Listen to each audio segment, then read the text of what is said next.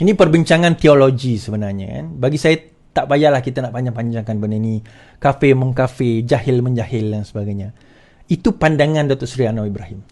Kita tak setuju, bawa pandangan yang berbeza. Tetapi bukan membodohkan. Dan dia kata, pergilah, berdampinglah dengan ulama. Tuan-tuan, kat depan Datuk Seri Anwar Ibrahim tu, Menteri Agama dari JAKIM. Apa, JAKIM ni tak ada ulama ke? Kan, JAKIM tu tak ada ulama ke? Yang ada PhD dan sebagainya, ramai kat situ. Saya belum bawa lagi pandangan Dr. Hafiz. Kan, berkenaan dengan perkara ini, Dr. Abdul Hafiz Salihuddin, PhD dalam agama. Kenyataan Ustaz Azhar Idrus mengenai ucapan Datuk Seri Anwar Ibrahim tentang satu kisah Ashabul Kahfi. Okey, bagi orang Islam, siapa yang orang Islam, dia familiar dengan cerita Ashabul Kahfi. Kan? Cerita Ashabul Kahfi daripada surah Al-Kahfi, surah gua. Ashabul Kahfi ni adalah pemuda di dalam gua, yang tidur di dalam gua. Nah, dalam tradisi Kristian dipanggil the seven sleepers. Atau 7 orang yang tertidur. Cuma dalam tradisi Islam tidak dinyatakan dalam Quran tu berapa orang. Berbeza pendapat ulama. Ada yang kata 3, ada yang kata 7, ada yang kata 5, ada yang kata 8. Tak apalah, itu perbincangan lain. Tetapi poinnya ada cerita. Now, kita dengar, hari ini saya ulas. Saya nak tuan-tuan dengar apa yang saya utarakan ini. Saya bukan kata saya orang paling berilmu. Itu yang pertama. Saya bukan kata saya orang paling berilmu. Tetapi saya juga tidak jahil dalam perkara ini. Saya bukan kata saya paling pandai, tetapi saya juga tidak jahil dalam isu ini. Saya juga tidak jahil dalam comparative religion, dalam usuluddin. Saya ada sedikit ilmu dalam perkara-perkara ini. Okey. Saya juga, yang kedua, saya bukan merendahkan Ustaz Azhar Idrus. Saya masih panggil beliau sebagai Ustaz. Cuma dalam isu ini, bagi saya, beliau sangat tersalah. Dan adab dia dalam ilmu sangat tersalah bagi saya. Ego dia sebagai seorang ahli politik telah melebihi dirinya sebagai seorang ilmuwan. Dia sepatutnya mendahulukan ilmu dia daripada sikap dia sebagai ahli politik. Kita akan tengok sebentar lagi. Now, dan saya akan buat pembetulan sedikit dengan apa yang disebut oleh Datuk Seri Anwar Ibrahim tentang isu ini. Pendakwah jangan ulas ikut sentimen politik Anwar. Perdana Menteri Datuk Seri Anwar Ibrahim menggesa semua pendakwah supaya tidak terburu-buru dalam mengikut sentimen politik dalam mengupas satu isu. Anwar berkata perkara itu sepatutnya tidak sepatutnya berlaku apabila kenyataan berkaitan surah Al-Kahfi dan 7 pemuda Ashabul Kahfi yang disentuh beliau semasa perimpunan bulanan Jabatan Perdana Menteri minggu lepas telah disalah arti oleh seorang pendakwah. Bila ditanya kepada seorang ustaz di Terengganu, dia kupas tanpa mendengar konteks. Terus dia kata pemimpin besar ni jahil, keliru dan menyesatkan, dan mengatakan orang ini sebagai Kristian. Baca dan dengar konteksnya. Dan kita sebagai seorang pendakwah, jangan terburu-buru ikut sentimen politik. Ini masalahnya. Kalau ikut sentimen politik, betul, tidak mengapa. Tetapi, dari segi semangat agama. Pertama, semak dulu kenyataan itu benar atau tidak. Kedua, kalau tidak benar, boleh tegur saya. Saya boleh betulkan katanya. Baik, saya akan tegur Datuk Seri Anwar Ibrahim. Tapi sebelum itu, apa kata kita dengar kenyataan beliau di dalam perkara ini.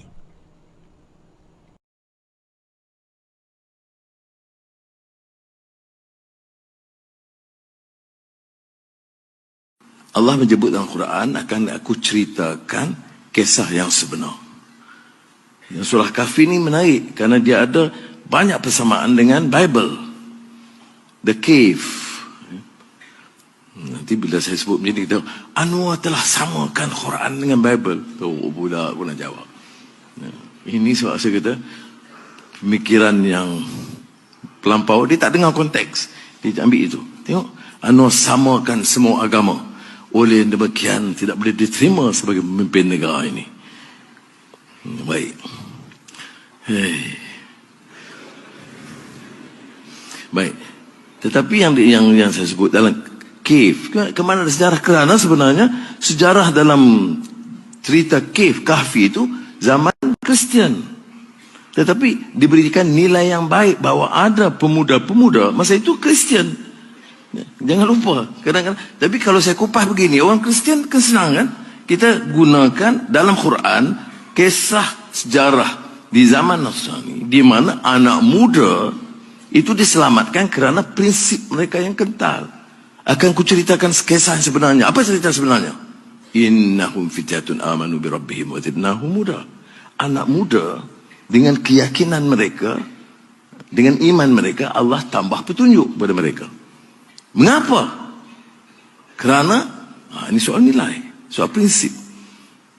Dia tidak terpukau dengan kuasa dan kezaliman dan penindasan dan penipuan porak-poranda di luar. Dia pilih untuk selamatkan diri mereka kerana terpahat dalam hati sanubari mereka. Apa dia terpahat? Warabatna ala qulubihim. Terpahat di hati sanubari mereka. Hanya keyakinan dan kekuatan Allah yang menjadikan langit dan bumi. Saya dah tengok kalau jaki mangguk, saya selamat. Baik.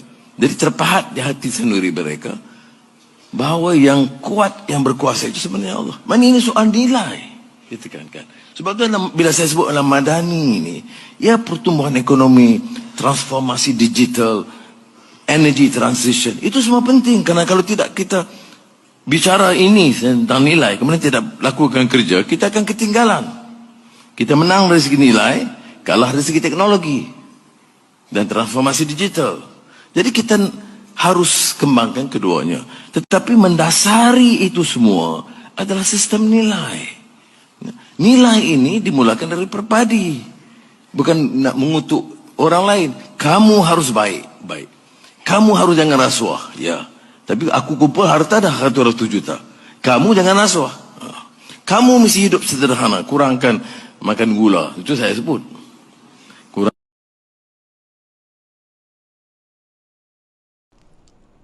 Okay. Now, Dato' Sri Anwar ni yang menyebut tentang perkara ini. Tuan-tuan dah tengok, jadi kita akan tengok ulasan daripada Ustaz Azhar Idrus.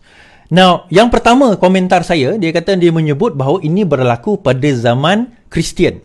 Kisah Ashabul Kahfi ni. Jadi kita akan tengok perbahasan daripada ulama-ulama tafsir mengenai perkara ini dan juga ulasan daripada ustaz-ustaz. Ini bukan saya cakap. Saya cuma menukilkan pandangan-pandangan mereka. Baik.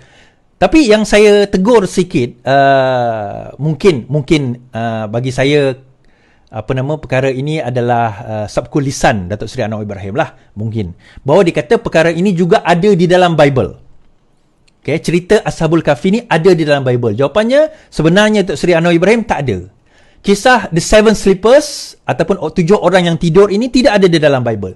Tetapi kisah-kisah ini ada di dalam banyak naratif atau banyak kisah di dalam di Rom, di Parsi, di banyak budaya. Tetapi dalam Bible itu sendiri tak ada. Termasuk pada waktu itu Kristian memang pergi sampai ke Rom. Dan dikatakan kisah Seven Sleepers itu berlaku pada zaman Roman, pada zaman Rom tersebut. 7 orang ini berlaku pada zaman Kristian sudah sampai ke Rom. Itu ada perbincangan dan perbahasan. Tetapi overall sebenarnya yang Datuk Seri Anwar Ibrahim, kalau kita tengok yang beliau ucapkan adalah tentang apa? Nilai.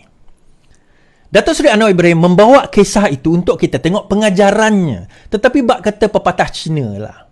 A wise man points to the moon, but imbeciles examine the fingers. Orang bijak ni menunjuk ke arah bulan supaya kita menilai dan melihat bulan dan keindahan bulan. Tetapi orang bodoh, dia tengok jari kita. Dia bukan tengok bulan, tapi dia tengok jari kita. Itu pepatah Cina. A wise man points to the moon, but imbeciles examines the finger.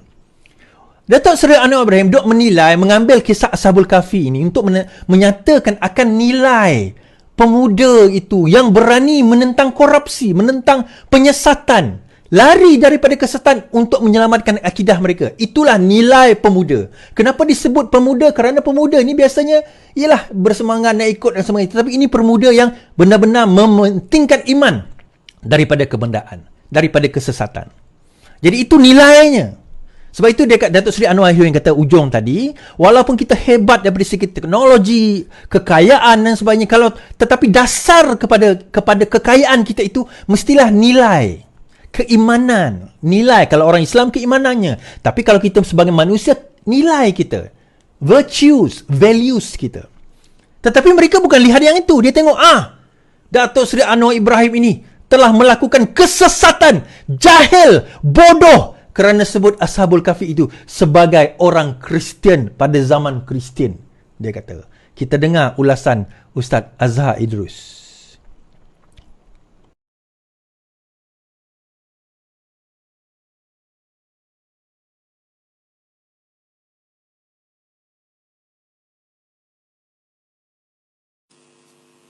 Ada seorang pemimpin negara kita mengatakan bahawasanya Ashabul Kahfi beragama Kristian.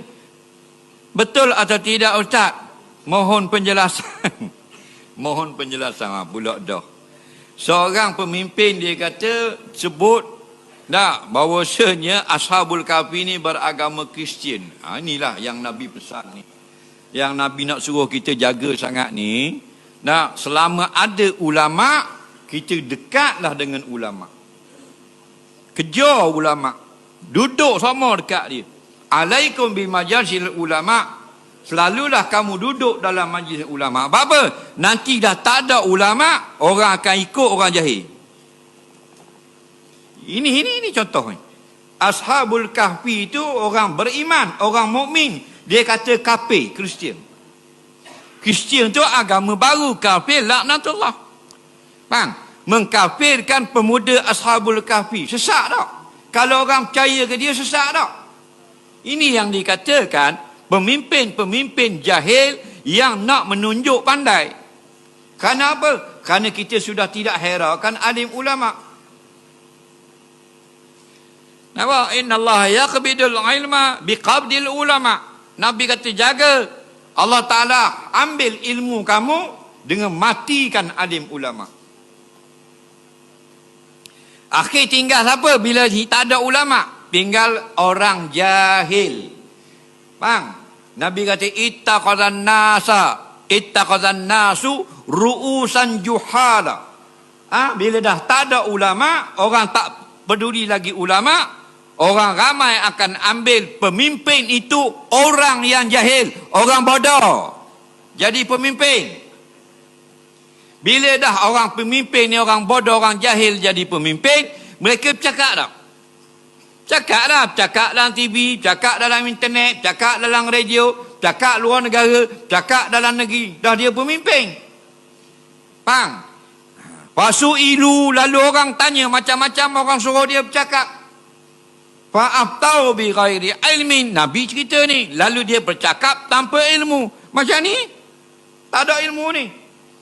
Bila dah bercakap tak ada ilmu, rakyat semua dengar, fadallu wa adallu, maka pemimpin ini sudah sesat dan dia menyesatkan pula rakyat yang percaya kepada dia. Jelas lagi? Ini ayat Quran. Ashabul Kahfi ni siapa? Pemuda-pemuda yang beriman dengan Allah. Allah sebut dalam Quran, innahum fityatun amanu bi rabbih. Betul tak? Innahum fityatun amanu bi rabbihim. Sesungguhnya Ashabul Kahfi ini adalah orang-orang muda, pemuda yang beriman dengan Allah. Mereka tidak menyeru selain daripada Allah. Kristian lain, 3 Tuhan. Tuhan besar, Tuhan Nabi Isa, Tuhan Ruhul Kudus. 3 dalam 1. Trinity, Kristian, duduk di cross. Kafir. Dah. Faqalu rabbuna rabbus samawati wal ard. Dalam surah Al-Kahfi, pemuda-pemuda dalam gua Ashabul Kahfi berkata lagu mana? Tuhan kami bukan berhala yang kamu sembah. Tuhan kami adalah Tuhan yang menjadikan 7 lapis langit dan bumi. Wala nada'u min dunihi ilahan. Kami tidak menyeru selain daripada Allah sebagai Tuhan. Ashabul Kahfi Kristian. Kok mana mu sesat? Nampak? Hati-hatilah. Inilah ujian kita di akhir zaman. Naiknya pemimpin-pemimpin yang menyesatkan manusia daripada jalan Allah.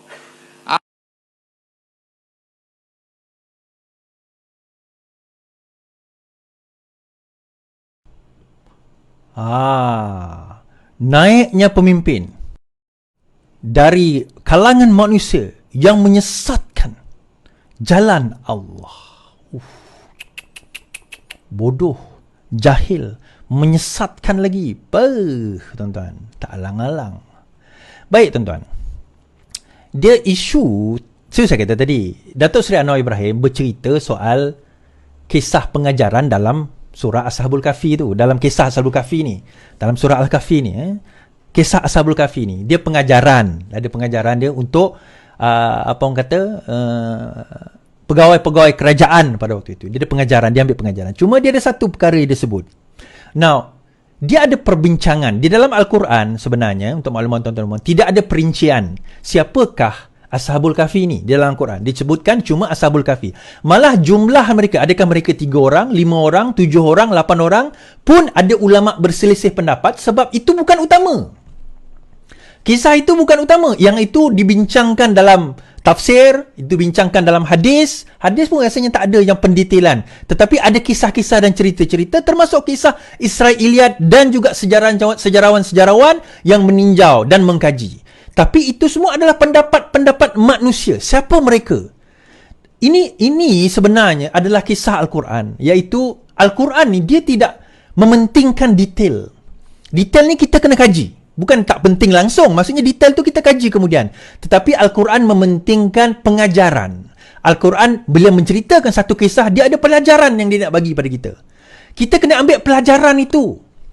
Bukan kita dok bincang detailnya. Ya, kalau ilmuwan tak apa, nak bincang detail buat tesis, buat PhD. Tapi dok debat yang debat detail ni tak berhabis, tuan-tuan. Ini banyak akhirnya ulama' gaduh-gaduh bab detail. Tapi yang tunjang dia tu, pengajaran dia tu tak diambil. Apa sebenarnya kisah dia? Itu yang sebenarnya kita nak tengok. Baik, soalan dia adalah, bila mana kisah Ashabul Kahfi ni berlaku? Ni kita belajar sikit tafsir, tuan-tuan. Dia ada 2 pendapat ulama'. Ada yang mengatakan dia berlaku selepas turunnya Nabi Isa. Bermakna mereka adalah pengikut ajaran Nabi Isa. Ada pendapat mengatakan bahawa mereka ini, kisah ini berlaku sebelum turunnya Nabi Isa. Mereka adalah kaum Yahudi yang pada sebelum turunnya Nabi Isa, yang mengikut ajaran Tauhid. Now, pengikut ajaran Nabi Isa juga adalah pengikut agama Tauhid. Okey? Dan saya bawa, bukan saya cakap, kita dengar pendapat daripada mufti, daripada kenyataan mufti wilayah. Ada yang bila dinyatakan ini, dia kata, alah, mufti wilayah memanglah sebab dia dibayar oleh kerajaan, dia mufti kerajaan. Statement ini ditulis pada tahun 2016. Datuk Seri Anwar Ibrahim belum jadi. Baik, kita baca. Irsyad Al-Hadis siri ke-50, kisah dan bilangan Ashabul Kahfi. Apakah status kisah dan berapakah bilangan Ashabul Kahfi? Alhamdulillah, segala pujian bagi Allah. Kisah Ashabul Kahfi adalah sebuah kisah yang masyhur dan syarat dengan pengajaran. Dan dalam surah Yusuf ini, sesungguhnya pada kisah mereka itu mengandungi pelajaran yang mendatangkan iktibar bagi orang-orang yang punya akal. Itu saya kata, kita tengok ini pengajaran dia, bukan pendetailan. Tapi tak apalah. Okey, nah saya tak baca ni. Sumber dan sumber kisah ini, status dan sumber kisah ini. Kisah ini adalah sahih kerana disebut dalam Al-Quran, iaitu dalam surah Al-Kahfi, yang mana Al-Quran adalah mutawatir. Walau bagaimanapun, di dalam Al-Quran tidak dicatatkan secara terperinci kerana Al-Quran lebih mengutamakan pelajaran daripada kisah. Okay? Lebih mengutamakan pelajaran daripada kisah. Selain itu, di dalam Musnaf Abdul Razak ada disebut kisah Ashabul Kahfi pada jilid kelima halaman 423. Siapa Abdul Razak ni, tuan-tuan? Beliau adalah tok guru kepada Imam Bukhari. Okey? Siapa yang tak kenal Abdul Razak, dalam Musnaf beliau, Abdul Razak ni adalah tok guru kepada Imam Bukhari. Salah seorang je lah. Imam Ibn Katsir menceritakan secara ringkas akan kisah Ashabul Kahfi ini di dalam kitabnya. Kisah ini menunjukkan bahawa ia berlaku pada zaman awal seperti mana disebut oleh sebahagian ahli tafsir, bahawa ia berlaku selepas daripada Al-Masih. Dan pada waktu itu mereka, iaitu kaum Ashabul Kahfi, adalah Nasrani. Now, perbincangan ulama, adakah Nasrani ini yang percaya kepada Trinity atau tidak? Kalau kita tengok dalam Al-Quran pun, even pada waktu itu, pada zaman Nabi Muhammad, di mana ada di kalangan orang Kristen yang percaya kepada Trinity pun, masih lagi dipanggil dengan gelaran Nasrani. Jadi adakah mereka ini dalam golongan yang percaya Trinity atau tidak? Itu bukan persoalan dia. Tetapi mereka, menurut Ibn Katsir, siapa tak kenal Ibn Katsir, mazhab Syafi'i, baik kau jangan ngaku kau mazhab Syafi'i, mereka ini berada selepas turunnya Nabi Isa, dan mereka mengikut ajaran Nabi Isa. Mereka adalah Nasrani. Ini tafsir Ibnu Katsir. Apa yang nyata bahawa kaum yang mereka tinggalkan adalah musyrikin daripada Allah, dan mereka menyembah berhala. Panjang di mana Al-Bidayah wal Al-Hinayah jilid 2 muka surat 114. Macam saya kata tadi, bilangannya ada yang kata 3 orang, ada yang kata 5 orang, keempatnya anjing, keenamnya anjing, ada yang kata 7, ke-8nya anjing. Itu berbeza-beza pandangan. Baik. Now, kisah disebut di dalam Bible. Dia tak ada dalam Bible, tetapi kisah The Seven Sleepers ni memang disebut dalam budaya tradisi Christianity, tetapi ceritanya tidak disebut di dalam Bible. Tak ada kisah tu dalam Bible macam dalam Quran. Dan dikatakan kisah ini berlaku sekitar 250 CE. Current, maksudnya selepas Masihi lah, 250. Pada tahun 250. Nabi Muhammad SAW 600 lebih. Ini berlaku 250 pada zaman selepas Kristian. Tetapi Ibnu Katsir, yang ini tak dinukilkan pula oleh pejabat mufti tadi. Kalau kita tu baca tafsir Ibnu Katsir, saya ada tafsir beliau, yang ni tafsir dia mengatakan, ada pendapat ulama mengatakan bahawa dia kena load, tak apa. Ada pendapat ulama mengatakan bahawa ayat ini, it seems that they live before the time of Christianity altogether. Because if they had been Christians, kalau mereka Kristian, and because if they had been Christians, the Jewish rabbis would not have cared about preserving because of their differences. So Ibnu Katsir di dalam tafsir beliau pada muka surat 18 dalam surah Al-Kahfi, dalam tafsirkan surah Al-Kahfi, terjemahan English, bahawa ada setengah mufassirin mengatakan mereka wujud selepas Kristian.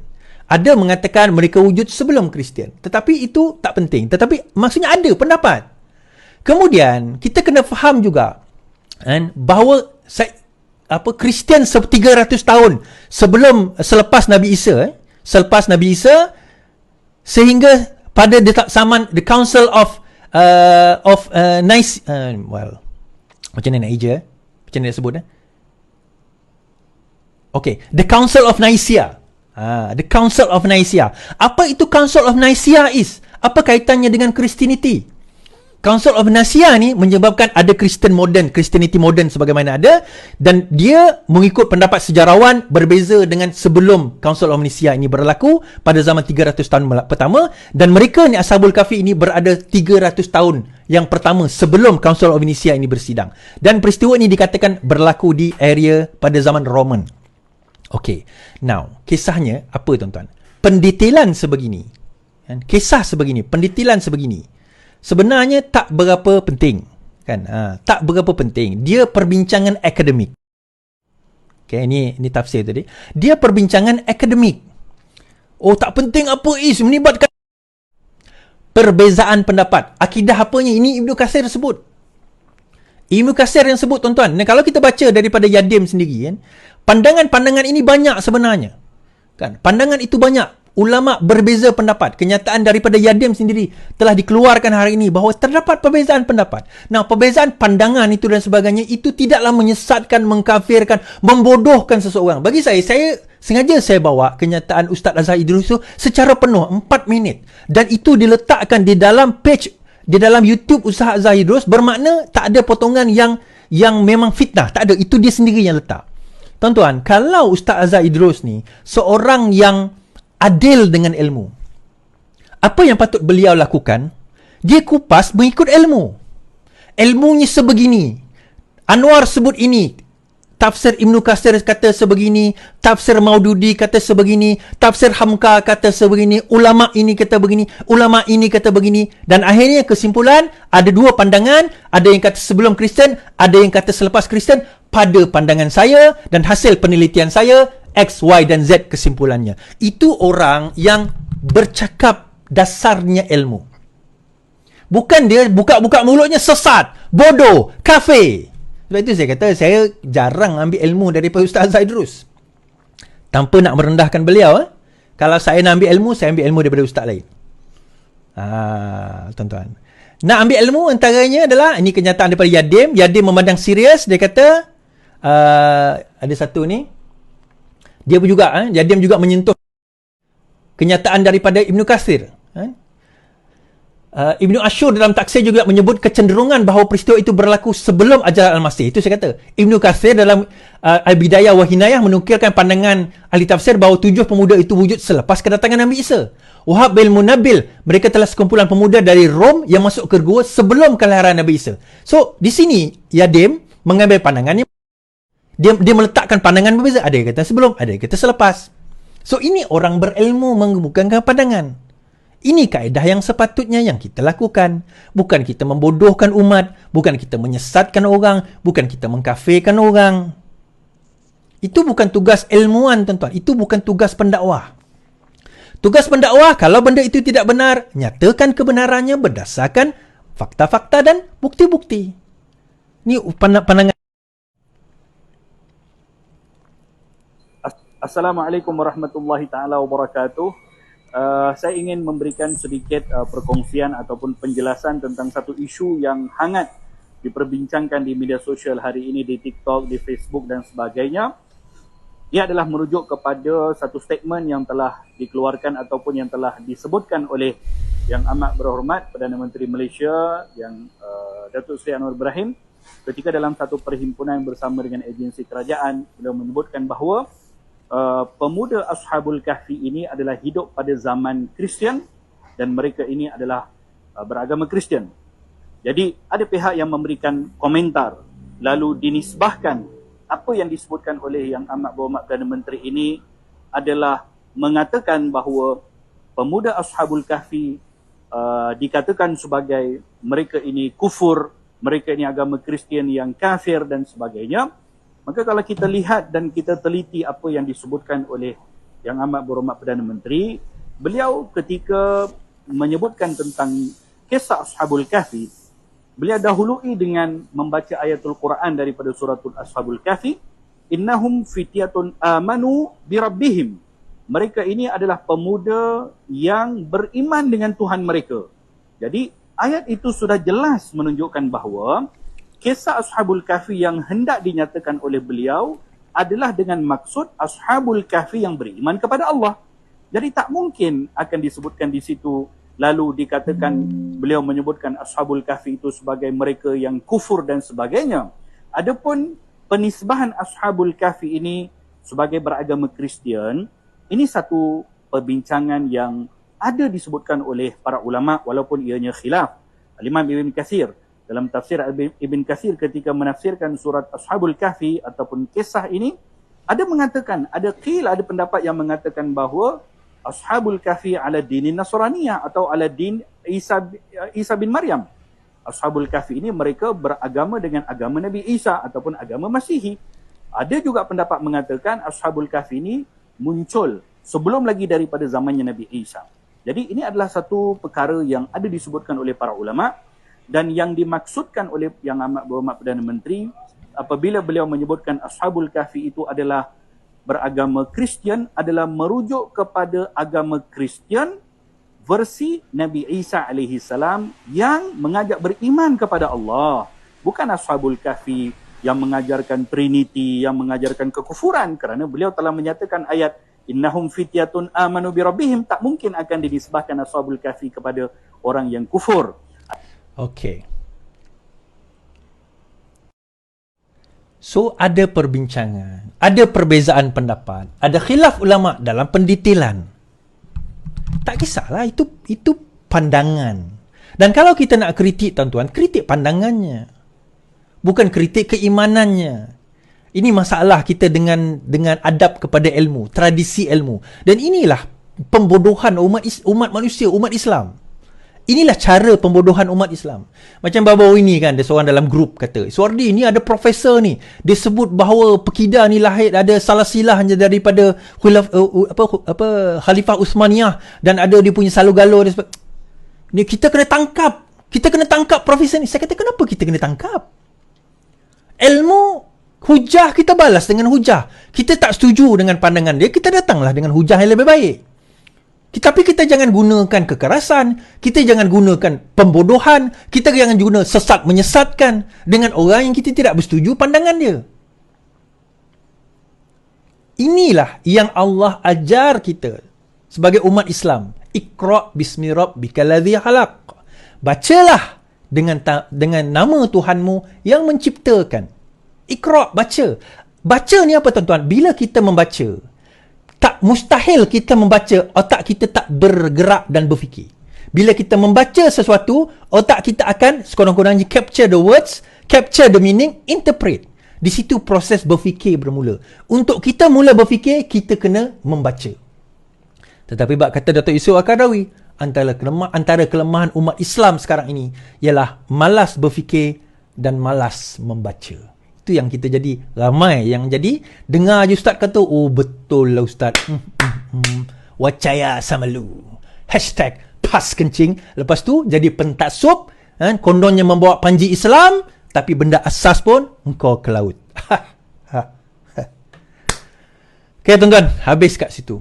Ini perbincangan teologi sebenarnya kan. Bagi saya tak payahlah kita nak panjang-panjangkan benda ni. Kafir mengkafir, jahil menjahil dan sebagainya. Itu pandangan Datuk Seri Anwar Ibrahim. Kita tak setuju, bawa pandangan yang berbeza. Tetapi bukan membodohkan. Dan dia kata, pergilah, berdampinglah dengan ulama. Tuan-tuan, kat depan Datuk Seri Anwar Ibrahim tu, Menteri Agama dari JAKIM. Apa, JAKIM ni tak ada ulama ke? Kan, JAKIM tu tak ada ulama ke? Yang ada PhD dan sebagainya, ramai kat situ. Saya belum bawa lagi pandangan Dr. Hafiz berkenaan dengan perkara ini. Dr. Abdul Hafiz Salihuddin, PhD dalam agama.